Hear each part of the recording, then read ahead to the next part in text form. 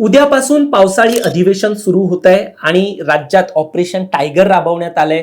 याशिवाय शेतकरी देखील संकटात आहे, एल निनोचं संकट देखील असल्याचं एक सांगितलं जात आहे। त्यामुळे पाणीबाणी जी आहे ती महाराष्ट्रामध्ये मुंबईमध्ये लागलेली आहे आणि या सगळ्या पार्श्वभूमीवरती आता उद्यापासून अधिवेशन सुरू होत आहे। त्यामुळे नेमके कोणते मुद्दे घेऊन महाविकास आघाडी महायुती विरुद्ध लढू शकते, कोणते विषय अधिवेशनात मांडले जाऊ शकतात, हेच आपण या व्हिडिओच्या माध्यमातून जाणून घेतोय। दरम्यान तुम्ही चॅनलवर नवीन आलाय तर लगेच सबस्क्राइब करा प्राईम टाइम महाराष्ट्राला, कारण असे राजकीय घडामोडी आम्ही नेहमी तुमच्यासाठी घेऊन येत असतो। माझं नाव ओमकार साळवी आणि या विषयाला आपण सुरुवातीपासून सुरू करूया। तर मंडळी, शिवालय येथे महाविकास आघाडीची आज बैठक झाली। या बैठकीमध्ये प्रमुख 3 पक्ष महाविकास आघाडीचे उपस्थित होते। एक म्हणजे ठाकरेंची शिवसेना, दुसरं शरद पवारांची राष्ट्रवादी आणि नंतर काँग्रेस। या तीनही पक्षांनी अगोदर चर्चा केली, नेमकं कोणत्या विषयावरती महायुतीला घेरायचंय, गृह विभागाला घेरायचंय, एकूणच जे महायुतीतील सत्तेतील पक्ष आहेत त्यांना कशा प्रकारे घेरायचंय हे आज त्यांनी ठरवलं आणि त्यानंतर त्यांनी पत्रकार परिषद घेतली। सुरुवातीला भास्कर जाधव आले, त्यांनी नेमके कोणते विषय मांडलेले आहेत हे मी तुम्हाला सांगतो। प्रथम त्यांनी महाराष्ट्रातील पाणी संकटावरती भाष्य केलं आणि एकूण या संकटावर भाष्य करताना त्यांनी म्हटलं की महाराष्ट्रात सुका दुष्काळ जाहीर झाला पाहिजे, ही मागणी आम्ही अधिवेशनामध्ये करणार आहोत। आता ही मागणी करताना त्यांनी मुख्यमंत्री देवेंद्र फडणवीस यांना देखील टार्गेट केलं। त्यांना म्हणायचं होतं भास्कर जाधव यांना की एल निनोचं संकट हे येतंय, हे मुख्यमंत्र्यांनी स्वतः सांगितलं होतं, तरी देखील त्या संपूर्ण पार्श्वभूमीवरती कोणतीच तयारी किंवा कोणतंच पाऊल हे सरकारकडून उचललं गेलं नाही। हे एक वक्तव्य जे आहे ते भास्कर जाधव यांनी केलं। त्यानंतर शिवाय शेतकऱ्याच्या शेतमालाला हमी भाव एक देण्यात यावी अशी देखील मागणी आता अधिवेशनामध्ये करण्यात येणार आहे। कर्जमाफीवरून देखील शेतकऱ्यांच्या तक्रारींकडे दुर्लक्ष केलं जात आहे असा देखील मुद्दा जो आहे तो भास्कर जाधव यांनी मांडलेला आहे। एकूणच कर्जमाफीचा जो विषय आहे, आपल्याला 2 वेळा या संपूर्ण प्रकरणावरती 2 आंदोलनं पाहायला मिळाली। पहिलं आंदोलन जे आहे ते रोहित पवार यांनी केलं, त्यानंतर रविकांत तुपकर जे शेतकरी नेते आहेत त्यांनी देखील या प्रकरणावरती आंदोलन केलं। कर्जमाफी जी आहे ती सरसकट झाली पाहिजे अशा प्रकारचा मुद्दा जो आहे तो त्या दोघांचाही होता आणि या संपूर्ण प्रकरणावरती आता बच्चू कडू यांनी देखील कर्जमाफी झाली पाहिजे, कशा प्रकारे झाली पाहिजे याच्या वेगवेगळ्या मागण्या ज्या आहेत ते धरून ठेवलेल्या आहेत। त्यामुळे या विषयावरती यावेळेचं जे अधिवेशन आहे, पावसाळी अधिवेशन आहे, ते गाजू शकतंय। याशिवाय मंडळी, लाडक्या बहिणींना जवळजवळ 81 लाख लाडक्या बहिणींना जे आहे ते अपात्र ठरवण्याचं यावेळेला सरकारने ठरवलेलं असल्याने ते 1,500 जे बंद झाले त्यावरून देखील एकूणच विरोधकांनी यावरती खास करून भास्कर जाधव यांनी प्रश्न उपस्थित केला। त्यांनी म्हटलं की अगोदर जे आहे ते सरसकट देण्यात आलं आणि आता 81 लाख महिलांना अपात्र करून ही योजना जी आहे ती आता त्यांनी बंद करायची ठरवलेली दिसते, अशा प्रकारचं वक्तव्य केलेलं आहे। त्यामुळे या मुद्द्याला घेऊन देखील अधिवेशनामध्ये एक चर्चा जी आहे ती होऊ शकते आणि याच सगळ्या कारणांमुळे मग शेतकऱ्यांचं आंदोलन असेल, कर्जमाफीचा विषय असेल, शेतमालाला हमी भाव असेल, लाडक्या बहिणीचा विषय असेल आणि पाणी संकट जे आहे हे सगळं असताना आम्ही सरकारबरोबर चहापान का करावा असा प्रश्न भास्कर जाधव यांनी उपस्थित केला।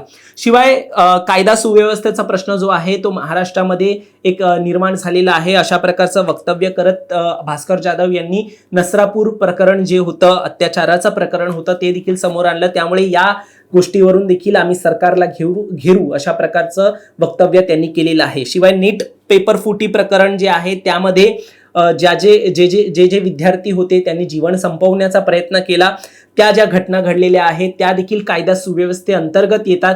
त्यामुळे त्यावरून देखील अधिवेशनामध्ये घेरलं जाऊ शकतं, हे संकेत जे आहेत ते महाविकास आघाडीने दिले।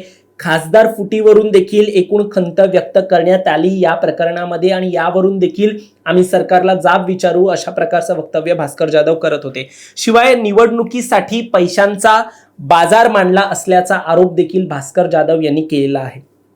हे सगळे मुद्दे जे आहेत ते ठाकरेंच्या शिवसेनेकडून विशेषतः मांडले गेले। त्यानंतर काँग्रेस नेते सतेज पाटील यांनी देखील त्यांचे काही मुद्दे समोर आणले, त्यामध्ये कंत्राटात होणारे घोळ जे आहे तो विषय समोर आणला। शिवाय पेट्रोल डिझेलची जी महागाई वाढलेली आहे, पेट्रोल डिझेलची किंमत वाढत आहे, त्यावरून देखील त्यांनी वक्तव्य केलं। शिवाय MPSCच्या रखडलेल्या परीक्षा या मुद्द्यांना घेऊन एकूणच त्यांनी मुख्यमंत्री यांना घेरण्याचं काम केलं. शिवाय मुख्यमंत्र्यांनी सर्व मुद्द्यांवरती प्रतिक्रिया द्यावी, म्हणजे जिकडे महाविकास आघाडीची पत्रकार परिषद होणार होती तिकडेच नंतर मुख्यमंत्री देवेंद्र फडणवीस आणि महायुतीची एकूण तिकडे पत्रकार परिषद होणार होती.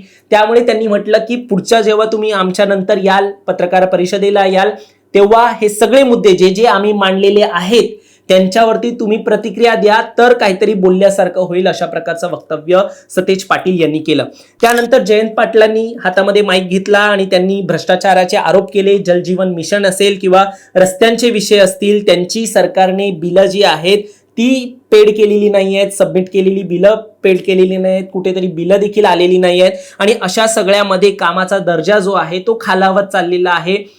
सरकार पैसे देत नसल्या कारणाने कसंही काम सुरू आहे, अशा प्रकारचं वक्तव्य जयंत पाटलांनी केलं. याशिवाय ड्रग्स आणि अंमली पदार्थावरून देखील त्यांनी गृह विभागाला घेरण्याचं काम केलं. आता याशिवाय महत्वाचा मुद्दा म्हणजे अजूनही विरोधी पक्षनेता हा देण्यात आलेला नाहीये आणि हा पद जो आहे तो कित्येक वर्ष जे आहे सत्ता येऊन देखील रिकामी असल्या कारणाने महाविकास आघाडीने या विषयाला घेऊन देखील खंत व्यक्त केली आणि हा पद जो आहे तो आता तरी भरला जाईल का, अशा प्रकारची आशा जी आहे ती त्यांना अजूनही वाटत असल्या कारणाने त्यावरती त्यांनी भाष्य केलेलं आहे. एकूण सगळ्यात महत्वाचं म्हणजे सध्या अन्न व प्रशासन विभागामध्ये तुकाराम मुंडे खूप उल्लेखनीय कामगिरी करतायत आणि या कामगिरीचा फटका त्यांना बसू नये, मुंडे यांना बसू नये, त्यांचं पद तिकडून घालवू नये, त्यांची बदली करू नये, अशी देखील एक मागणी जी आहे ती जयंत पाटलांनी या संपूर्ण प्रकरणावरती केली की सरकारने घाबरून तुकाराम मुंडे जे इतके उल्लेखनीय काम करतायत त्यांचं पद बदलू नये, अशी जी मागणी आहे ती केलेली आहे.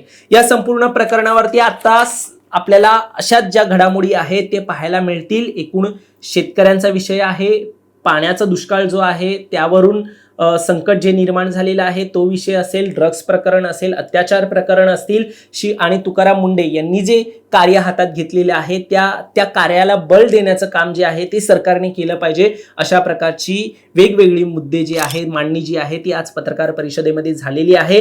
आणि शिवाय आज चहा पाण्याला न जाऊन उद्या या संपूर्ण प्रकरणावरती आंदोलन जे आहे ते पावसाळी अधिवेशन दरम्यान देखील होताना आपल्याला पाहायला मिळतील. तुम्हाला या सगळ्यावर काय वाटतं, तुमचं मत देखील आम्हाला कमेंटमध्ये नक्की सांगा आणि असेच राजकीय घडामोडी पाहण्यासाठी सबस्क्राईब करा प्राईम टाइम महाराष्ट्राला.